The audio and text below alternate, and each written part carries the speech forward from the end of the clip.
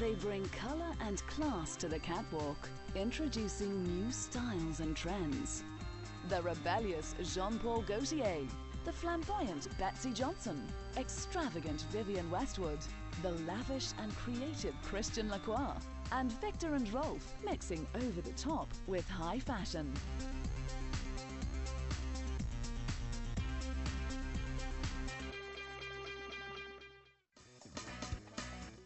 Known as the bad boy of French fashion, Jean-Paul Gaultier's fresh take on fashion has made him one of the most renowned designers of today. His collections have been inspired by popular culture and are extraordinary and lively. However, his haute couture collections are very glamorous and formal. Surprisingly, Gaultier never received any formal training as a designer, but after sending sketches to famous high-fashion designers, Gaultier in 1970 was hired by Pierre Cardin, who was impressed with his work. By 1976, he had released his own individual collection, and by the late 80s, he had designed a lower price line aimed at the youth market called Junior Gaultier, later replaced by JPG by Gaultier. As time and tastes changed, Gaultier followed the trends with his ready-to-wear collection and is now known to master the look of chiffon gowns, trench coats and pantsuits. His 1996 collection, shown in Berlin, was made of backless dresses, revealing corsets and low-slung suits. He had created a selection of fashion wear especially geared for showing in the German capital, which he described as an inspiration to him because it was so young and creative. And these creations were about seduction. He topped off his 1998 Spring-Summer haute couture collections with a wry look at the historical revival sweeping the catwalk, with costumes inspired by the 18th century and Tuareg people's suits. Gaultier mixed Versailles with Sahara. A slim midnight trouser suit came with detachable bustles that served as a pocketbook, while a coat printed with sepia photographs of desert dwellers came over a floor-length tulle dancing skirt paired with a white blouse and tie. But the real clothes were there as well. Leather jumpsuits in black crepe sheaths with hoop skirts to take off, a slip dress of tiny white beads, or a black veil top hat that fastened at the back like bodices of yore. The wedding dress showed Gaultier to be as versatile designer as any. Helping Gaultier's rise to fame has been his involvement in designing costumes for films and outfits for some of the biggest names in entertainment. He co-designed with Olivier Tayskin's Madonna's full-length V-necked black silk and dove grey tulle ensemble worn to the 1997 Academy Awards. And as we all know, Madonna was the preeminent pop star of her generation who stayed a step ahead of trends while adding in shock value to keep herself in the news. And Gaultier helped her along by designing the infamous and legendary cone bra worn during her Blonde Ambition tour. Tribal patterns borrowed from the Maori took center stage in his 1999 collection with colorful outfits and shirts in tribal patterns. As a result of his success, Gaultier was hired by Hermès, the French leather goods company, known for their equestrian background and expensive handbags. For his 2004 Hermès collection, Gaultier took his inspiration for color from the skins of horses. Palomino, sorrel, chestnut and black were all prevalent throughout the fabrics. The range was comprehensive, from fantastic pants to jodhpurs, long and knee-length skirts, and evening dresses in rich shades were inspired by the traditional Hermès scarf. Gaultier also created many of the gowns that are seen on the red carpet today, such as the white gold gown worn by actress Marion Cotillard. Its scalloped edges made the raven-haired actress resemble a modern-day mermaid. He also designed the sheer and delicate black gown Nicole Kidman wore when she received her Best Actress Oscar in 2003. Gaultier's outfits aren't for everyone. However, thanks to his skill and sophistication, his clothes are interesting, beautiful, and wearable.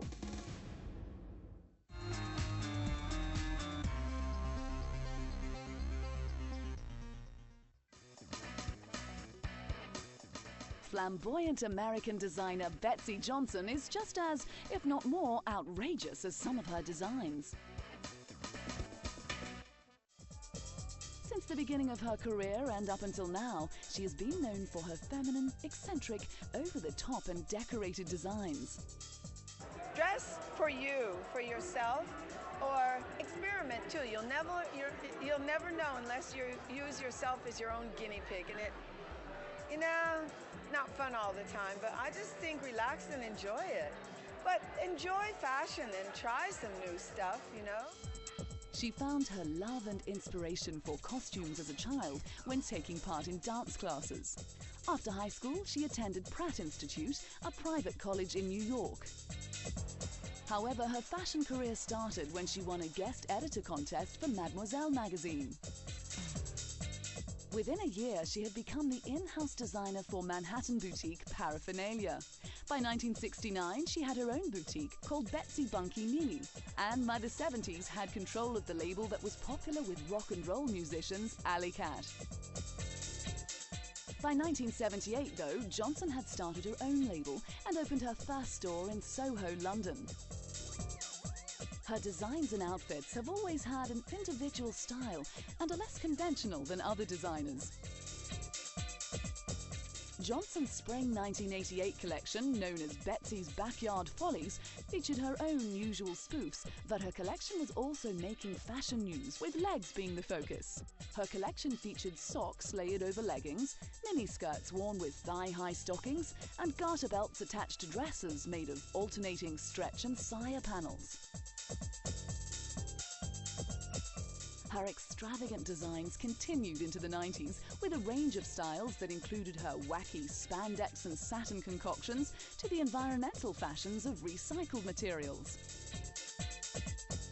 Johnson's designs weren't intended for shy people and included colourful neon and satin spandex cutouts, poor boy sweaters, puffed sleeve dresses, and pretty rose-printed dresses. Known for her wacky punk rock influence style, the designer's two favourite eras were the 60s and 80s, and it's evident in her designs. The 60s were a big influence as she became part of both the youthquake fashion movement and Andy Warhol's underground scene. Some of her work has even bared resemblance to Warhol's artwork.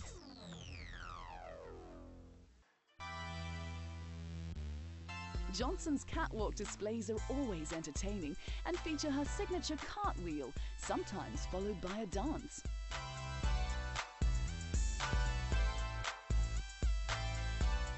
Her shows always hold an element of surprise and are full of pretty flowery dresses in pinks, greens, yellows and orange. As always, her clothes are feminine yet sexy, with plenty of tutus, corsets, bloomers and long pretty dresses. And in spite of being over 60, Johnson proves that staying young is all in the mind. To celebrate her 30th anniversary, the inspiration for Johnson was herself. For the fall 2008 collection, she tapped into past creations, having models all with crimped hair, showcasing short skirts and shorts, worn with fishnet stockings and bright red stiletto heels. Zippers also figured predominantly. Even outfits that are wearable pieces still bore her classic flirty twist. Johnson has built a successful clothing empire by following her own set of rules and has now expanded her line to include handbags, accessories, hats and scarves. Celebrating the exuberant, over-the-top style, Johnson continues to rock the fashion industry with her visionary designs.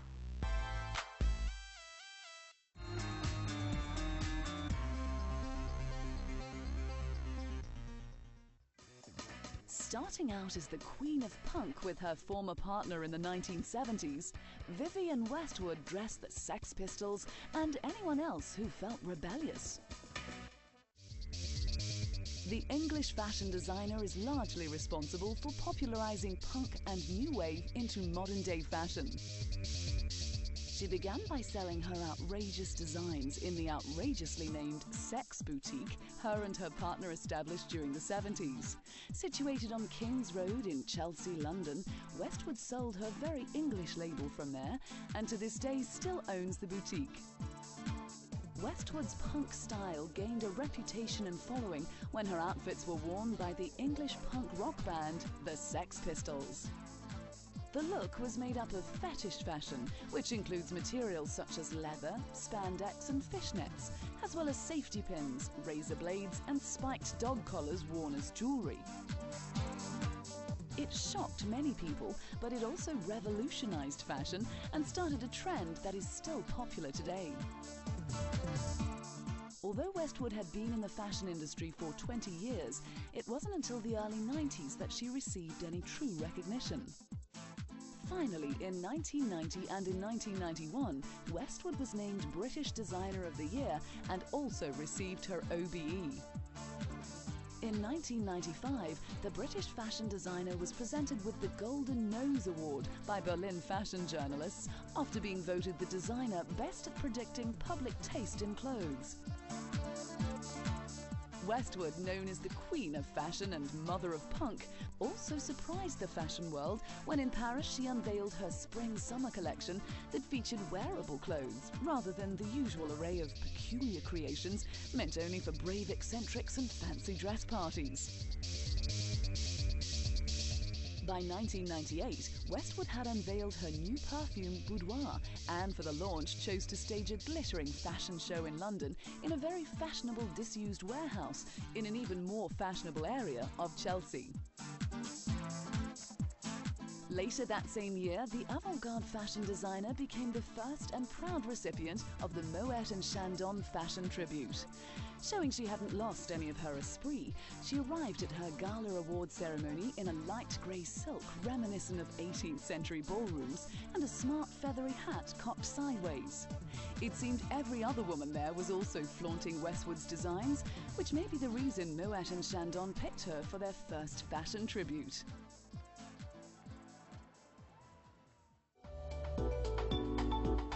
With only a few shops around the world, Westwood in 2001 celebrated the opening of her first boutique in Moscow with a showing of some of her work. The Russian show was a mix of the elegant, the provocative and the housewife, with models in green paisley pattern dresses, flashy red suits and berets, and flowing orange patchwork style dresses. In 2004, Westwood launched a major retrospective of her work at the Victoria and Albert Museum in London. The exhibition featured more than 150 of Westwood's designs from throughout her career, which included the vertiginous mock croc platform shoes, which caused model Naomi Campbell to take a tumble on the catwalk in 1993. Westwood isn't just about the punk, rebellious look. From her fall 2007 Wake Up Cave Girl collection came the gorgeous wedding dress that featured in the Sex and the City film and worn by Sarah Jessica Parker. It features a corset top made of gold-backed ivory silk satin and finished with a large skirt of ivory silk Radsmere taffeta. This has become the fairy tale dream wedding dress. Some say she's a genius, some say she's just plain mad, but everyone agrees Vivienne Westwood has had an immense influence on the fashion world.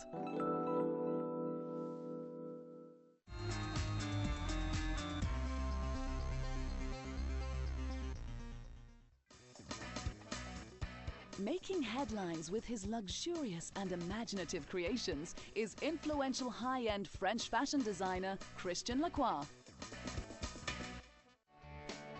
Lacroix found his love for theatre and fashion at an early age. He started by sketching historical costumes and fashions and attended the University of Montpellier, followed by Sorbonne in Paris, where he studied dress in French 18th century painting. It was at this time that he also pursued a program in museum studies at the Louvre Museum. By 1978, he was working at French fashion firm Hermès, where he concentrated on colour schemes and implemented designs. Not long after, in 1981, Lacroix was working at the Paris fashion house of Jean Patou. It was here that he established himself and opened his couture and ready-to-wear design house in 1987. It was then that Lacroix began to gain recognition for his opulent fantasy creations, which included his short puffball skirt. Drawing inspiration from diverse cultures, he set about with his ready-to-wear clothing, which was followed by jewellery, handbags, shoes, glasses and scarves. His 1992 collection encouraged women to take on a new femininity and revealed an eclectic mix of design inspired by popular culture. Day-wear suits with culottes and hats and floral trouser suits with check jackets were all part of the new look. Lacroix in 1994 confirmed himself as the up-and-coming star of the French fashion world in the eyes of many seasoned observers after a rapturously received spring-summer haute couture collection in Paris. The collection included evening gowns of taffeta, tulle or organza, with pieces of drapery added to the bust or cascading down the skirt front. Also featured were pastel satins and chiffons, highlighted by black chantilly. Shimmering embroidery was sculpted into bustiers and ingeniously tailored jackets that clinched the waist. By 1999, he had wowed the fashion crowd and brightened up the haute couture season with a burst of bold colour and a flight of fantasy. Vermilion, shocking pink, canary yellow and chartreuse flashed from swelling petticoated skirts and stunning satin evening gowns, while 18th century style jackets with bowed sleeves were a tribute to an exuberant femininity that defied the dark minimalist streak. From 2002 to 2005, Lacroix served as creative director for Italian fashion house Emilio Pucci, but was sad that he could not stay with the label due to other commitments that would not allow him to be fully effective. The French fashion designer was then invited by the Museum of Decorative Arts to become the curator and historian. The result was an exhibition where Lacroix gave his own personal vision of the history of fashion. Showcasing pieces taken from the museum collections and pieces chosen from his own haute couture creations, all mixed and organized by themes, color or fashion themes, he mixed his own modern creations along with other designers' work from the past, matching a Lacroix bustier with a Schiaparelli skirt from the 1950s.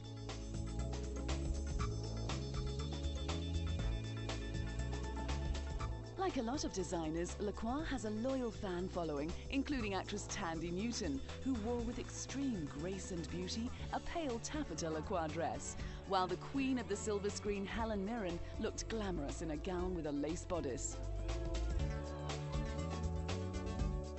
Lacroix's future in the fashion world is bright. Recent collections have shown colour and elegance, while also having the rock chic feel and styles reminiscent of the 1980s.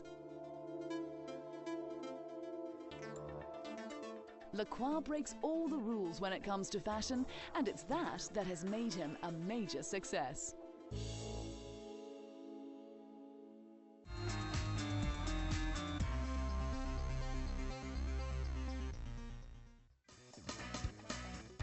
Through exhibitions, installations and haute couture shows, Victor and Rolf have received international acclaim as one of fashion's most innovative labels.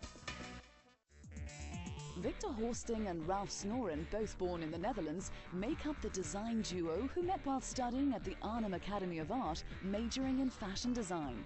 And today, they are considered one of the hottest design teams in haute couture.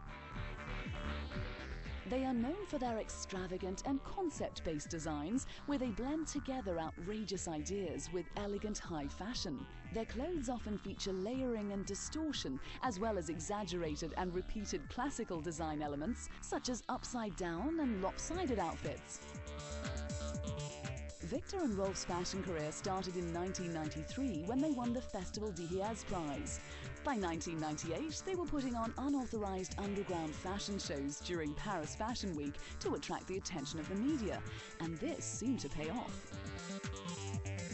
By 2003, after 10 years of pushing the boundaries of fashion with catwalk shows bordering on performance art, avant-garde Dutch design duo Victor and Rolf appeared quite ready to hit the mainstream.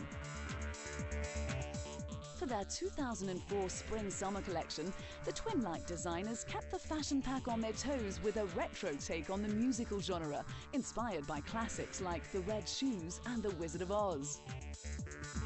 The bespectacled pair, who celebrated their 10 years in the fashion business with a museum retrospective in Paris, have gained a reputation for avant-garde creations better suited to art galleries than everyday life. Models paraded pastel pink sweaters and pussy bow shirts, worn with belted trench coats or black leather shorts that gave them a grown-up edge. The duo's trademark oversized collars appeared on asymmetrical shirts that appeared to slide off the body. Their glamorous evening gowns with trousers attached owed a debt to French designer Jean-Paul Gaultier. In 2004, Victor and Rolf's glamour was inspired by nature, with models displaying an unusual headdress resembling the antlers of a wild deer. The concept of a woman as a wild deer was far from rugged, as the Dutch designer's collection was elegant, glittery and slender. Their unusual designs continued, though, when they took the staple scarf and gave it a new lease on life, as it was taken from the neck or shoulder and floated down to form the full or partial frontal of a dress.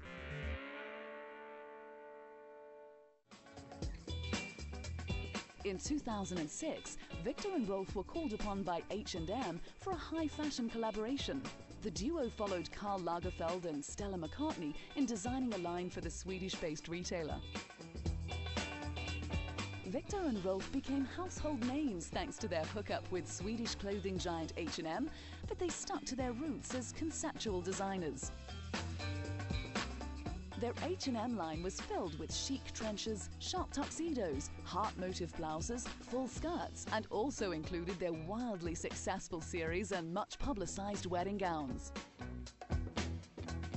More recently, Victor and Rolf sent out a bold message of no on the catwalk in their Paris Fall-Winter 2009 collection. The choice to use the word no as the inspiration for the collection was to represent women who have an authentic voice and who stand up for themselves. Grey and black dominated the colour palette for the collection, with touches of red and deep Bordeaux, with some of the outfits even appearing a little gothic. With each season, Victor and Rolf keep improving. From beginning with outrageous clothing that was unwearable, they are now designing outfits that are actually practical and successful. Victor and Rolf, known for their high-concept fashion shows and modern twist on classically tailored clothes, have become two of the fashion world's favourites.